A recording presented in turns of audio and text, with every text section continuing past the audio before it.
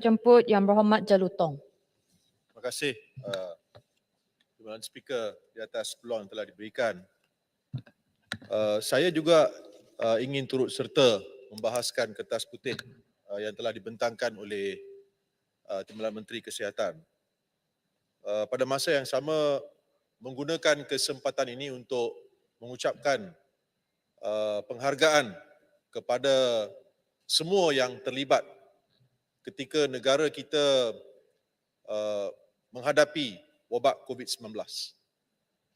Saya terpanggil untuk sekali lagi mengucapkan terima kasih kepada pihak kerajaan ketika itu di sebelah sana sekarang, ada di sebelah sini juga yang dalam kerajaan, kepada semua doktor yang terlibat, sukarelawan, kepada penjawat-penjawat awam yang telah turut serta. Bersama-sama kita telah berjaya membawa negara kita keluar daripada musibah yang melanda negara kita.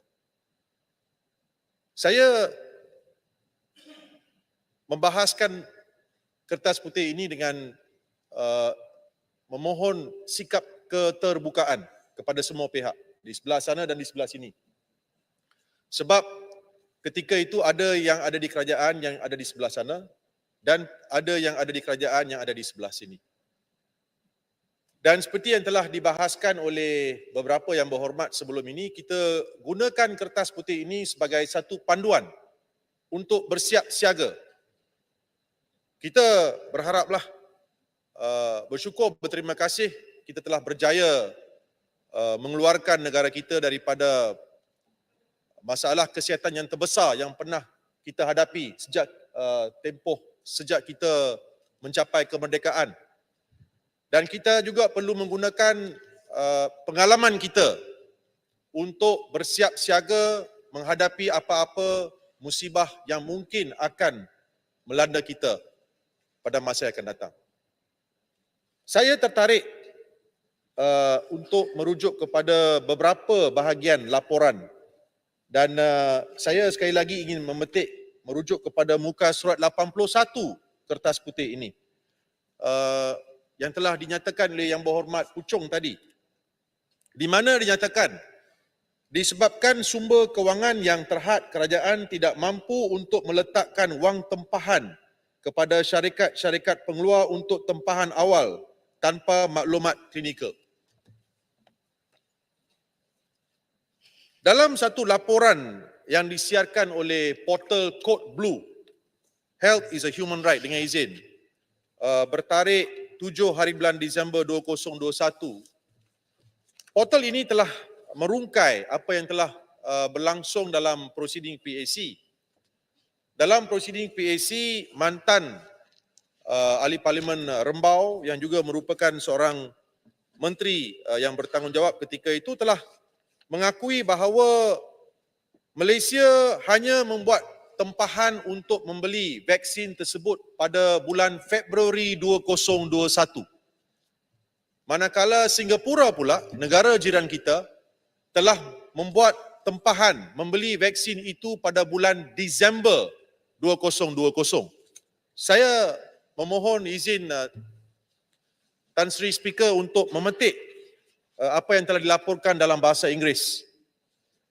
Then Vaccine Minister Khairi Jamaluddin dengan izin told Parliament's Public Accounts Committee in a meeting on January 5th that while Singapore allocated a similar fund of Singapore 1 billion vaccines as Malaysia, Singapore's vaccine coverage was only for a population of 5.4 million, about 6 of Malaysia's 32 million population. Menurut laporan ini juga, Singapura merupakan negara ASEAN pertama untuk menerima vaksin Pfizer-BioNTech pada bulan Disember 2020. Manakala Malaysia pula hanya memulakan pemberian vaksinasi pada Februari 2021. Persoalan saya adalah, kenapakah perkara ini berlaku? 2 bulan, bayangkan. Kalau Singapura memulakan pada bulan Disember, kita menunggu sehingga bulan Februari untuk memulakan vaksinasi. Apa yang berlaku? Soalan saya, kenapakah kita menghadapi kekangan kewangan pada masa itu? Bukankah kita sepatutnya bersiap sedia untuk menggunakan wang untuk menyelamatkan rakyat Malaysia? Saya ingin tanya, ketika itu adalah di bawah pemerintahan kerajaan, di bawah pemerintahan Yang Berhormat Paguh. Darurat telah diisytiharkan. Kita berkurung di rumah. Kenapakah tidak kerajaan pada masa itu menggunakan dana yang ada untuk menempah vaksin? Kenapa Singapura dapat bulan Disember 2020? Kenapa kita terpaksa tunggu hingga Februari untuk mendapat vaksin? Ya, Yang Berhormat Bangi. Ya, terima kasih Yang Berhormat Jelutong. Saya juga tertarik dengan apa yang dikatakan oleh Yang Berhormat Jelutong berkenaan dengan apa yang dilihat sebagai kelewatan ini. Jadi setuju tak dengan saya Yang Berhormat Jelutong bahawa kita tak nak ada pandemik seperti ini lagi berlaku, tetapi di masa hadapan perlukah kita membuat persediaan supaya kita ada cukup dana kewangan ini supaya kita boleh tempah dengan cepat kalaulah kata ada satu lagi pandemik seperti ini yang berlaku, yang mana sudah tentu kita berharap ia tidak akan berlaku lagi. Terima kasih Yang Berhormat. Seperti yang saya telah katakan, kita gunakan kertas putih ini sebagai satu pengajaran sejarah kepada kita. Dan saya, seperti yang telah saya katakan, kita membahas ini dengan sikap keterbukaan. Saya sedar ramai daripada menteri-menteri di sebelah ketika itu di sebelah sana dan ada yang masih di sebelah sini. Sebagai ahli parlimen backbencher, pendang, saya tak bagi laluan. Nanti boleh bahas. Saya akan teruskan. Okey? Saya tak bagi laluan. Cuma saya berharap, yakin dan berharap di bawah pimpinan Yang Amat Berhormat Tambun, di bawah Yang Amat Berhormat Tambun, saya yakin dan percaya kita akan siap siaga untuk menghadapi sebarang kemungkinan. Yang Berhormat, ini adalah bukanlah perkara yang perlu kita tertawakan. Saya minta maaflah Muhammad Pendang. Jangan tertawakan. Bagilah. Saya tak bagi. Singapura ada sign NDA atau Ini tidak? peluang saya, nanti bahas. Ada sign NDA atau tidak? Saya tak bagi rujuk peluang. pada muka surat 53 dalam Tansi kertas Speaker, putih. saya tak bagi peluang, saya Saya nak tengok yang teruskan. tu. Prosedur dia. Saya nak teruskan. So saya di sini, ini adalah apa yang saya telah baca tadi adalah pengakuan yang dibuat oleh Menteri yang bertanggungjawab, Khairy Jamaluddin, di hadapan siasatan PAC yang dilaporkan. Sebab itu saya merujuk kepada berita yang Muhammad boleh baca. Kod Blue, siaran pada 7 hari bulan Disember 2021 melaporkan Menteri Khairy Jamaluddin mengaku Singapura menerima vaksin pada bulan Disember 2020.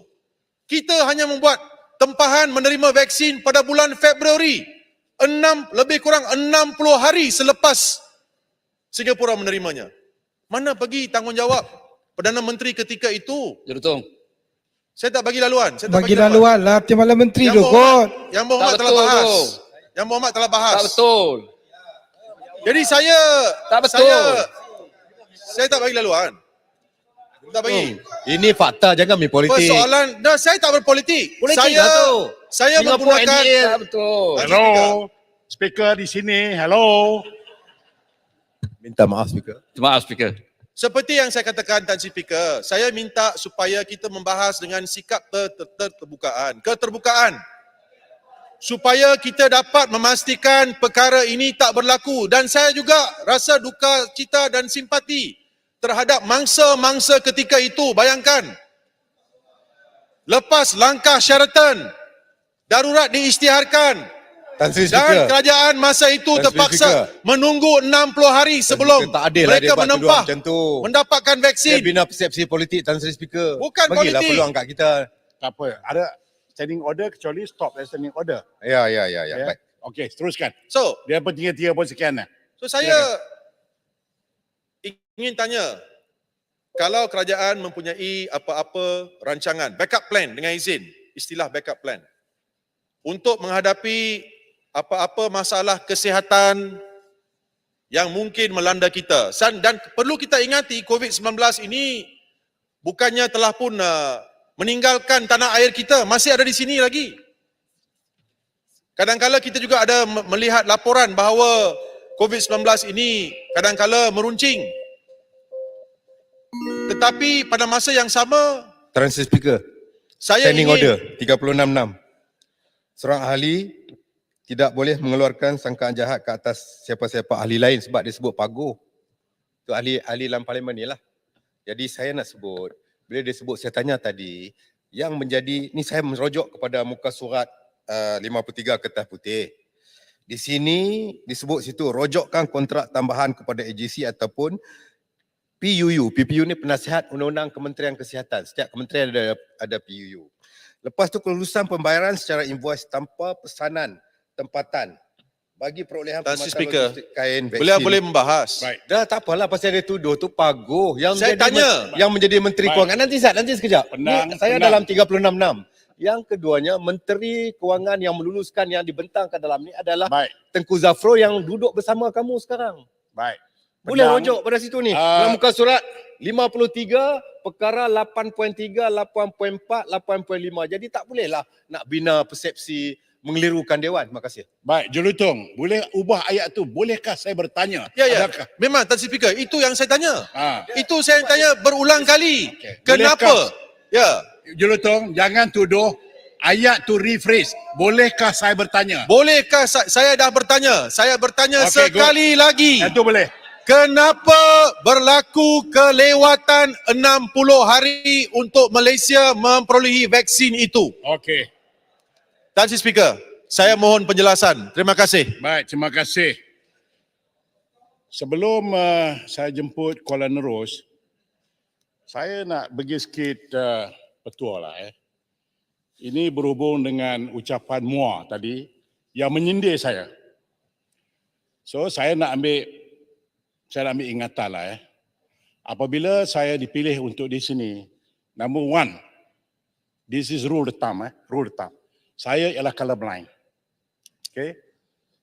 Sebelah kanan saya atau sebelah kiri saya ialah kawan-kawan saya. Anak-anak saya.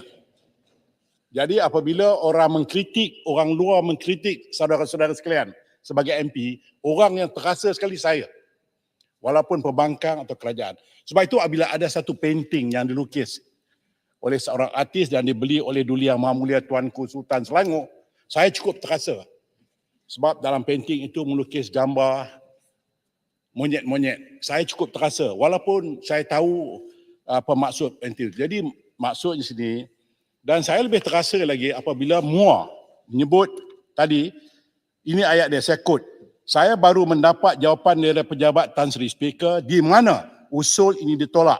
Ini bukan usul yang telah dibincangkan pagi tadi, iaitu dalam soalan nombor 2. Sebab yang diberikan adalah kerana tidak ada ini bukan kepentingan orang ramai dan ini bukanlah keperluan yang mendesak. Ini tertera di sini. Maksudnya, mengikut Muar, saya tolak usul dia kerana bagi andaian dia ataupun bagi kepercayaan dia bahawa saya menganggap bahawa ini bukan kepentingan orang ramai dan bukanlah keperluan yang mendesak. Sedangkan Muar tidak berlaku adil. Sebab ada di para keempat itu menyebut dengan jelas. Surat saya kepada Muar cukup jelas. Apa dia? Perkara 4 itu, saya kata apa? Saya kata usul yang berhormat tidak memenuhi peraturan 18.7C kerana apa? Yang mana saya dimaklumkan bahawa pihak Kementerian Pertahanan dikehendaki membentangkan laporan kemajuan projek pembinaan kapal tempur pesisir setiap 3 bulan kepada PAC hingga projek ini disiapkan, dan PAC telah pun buat keputusan untuk melawat Lumut dan buat siasatan lanjut. Maknanya bila PAC dah buat keputusan, kita nak bincang buat apa lagi? Sungguhlah sampai PAC report. Lepas tu kita akan bincangkan dan saya akan benarkan selepas report dibuat oleh PAC. Saya akan benarkan. Baik, ingat. Saya tidak membuat keputusan dalam standing order ni. Standing order ini dibuat oleh tuan-tuan dan puan sendiri.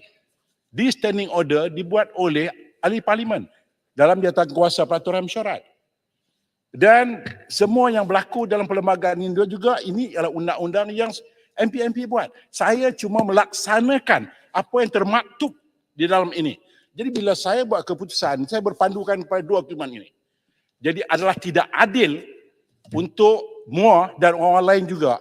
You nak fight among yourself, go ahead. I don't care. Tetapi don't attack the speaker dan timbalan-timbalan saya. Don't attack us. Because kami di sini untuk memastikan apa juga yang diminta oleh kerajaan of the day untuk diselesaikan, we will do that. Baik itu dalam peraturan, dalam urusan harian seperti aturan urusan mesyuarat. Bukan kami yang decide. It is government yang minta kita selesaikan. Jadi janganlah, don't fight. Jangan bergaduhlah dengan speaker. Not worth. Dan bukan itu caranya. Saya minta harap Muar perbetulkan. Dan now as I am talking now, public sedang lihat. Dan saya minta Muar betulkan itu. Jangan berlaku tidak adil. You can nak main politik, mainlah. Tapi don't play politik with me because I'm not a politician now. I'm a speaker of the house. Terima kasih.